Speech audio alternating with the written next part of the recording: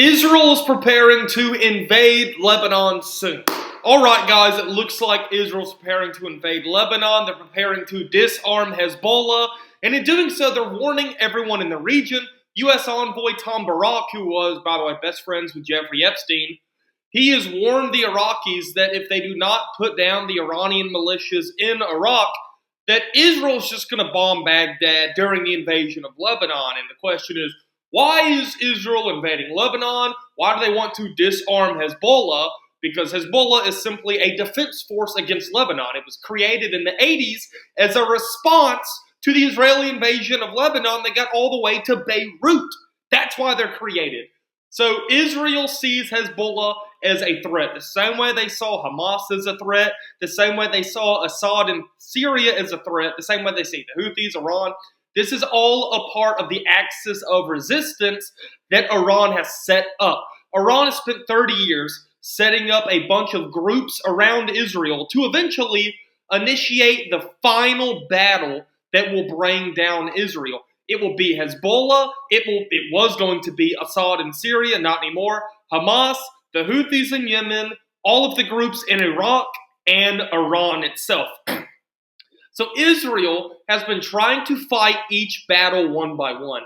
They were able to fight Hamas by themselves. They fought Hezbollah kind of by itself in 2005, and then last year in 2024 failed both times. They tried to fight Iran by itself. In June, the U.S. had to fight the Houthis back in February. Remember when the U.S. was bombing Yemen and taking out prayer circles on live TV, just bombing people praying?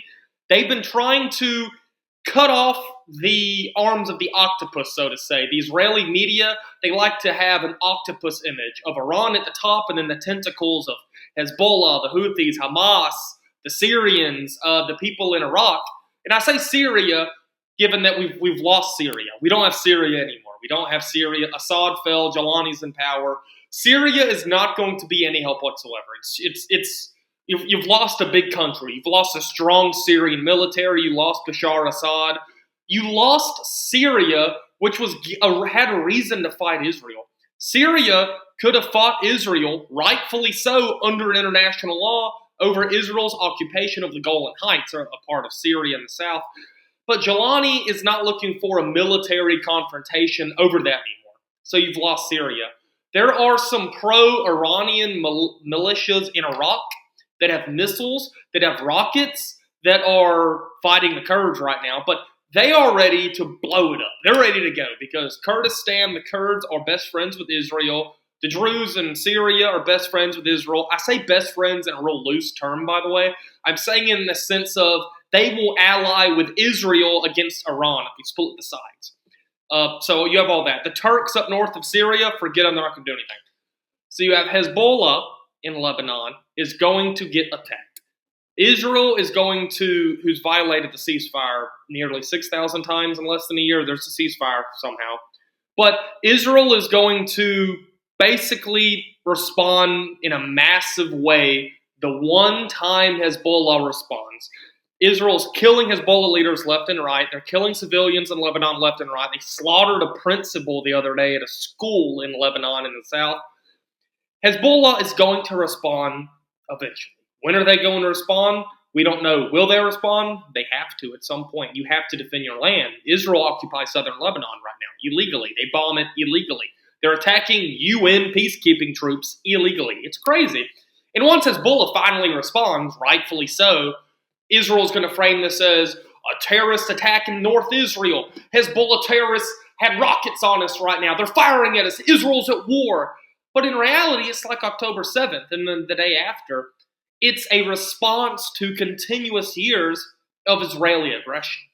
But the media is going to frame this as Hezbollah terrorists attacking Israel. Do what you want with all that information. The key purpose of all of this is that Israel attacking Hezbollah could initiate the final battle.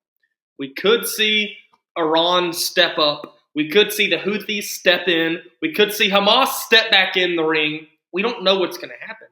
If Iran steps into this conflict whenever Hezbollah and Israel fight really soon, maybe within the next 5 weeks, probably after New Year's. They're going to wait for Hanukkah and Christmas and all that.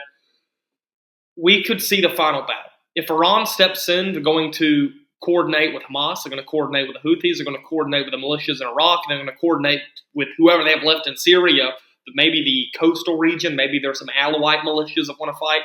It's going to be bloody.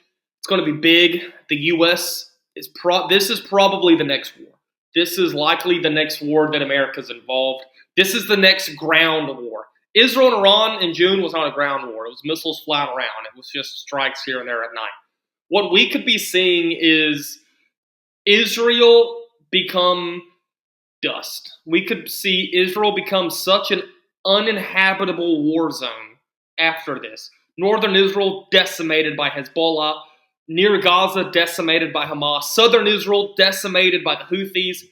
And pretty much Tel Aviv left uninhabitable by thousands of Iranian missiles. On the other hand, Lebanon is going to face a lot of hits. Gaza is going to turn into it's going to be sand. It's going to be bad. Yemen, the capital of Yemen, will be blown up into glass. And Tehran, the capital of Iran, is not going to be habitable anymore. Israeli aircraft are going to mow it down. And who knows what the Americans do, but this is what we're running into. This is the end goal. Thanks for watching. Make sure to subscribe to stay in the loop and comment your thoughts.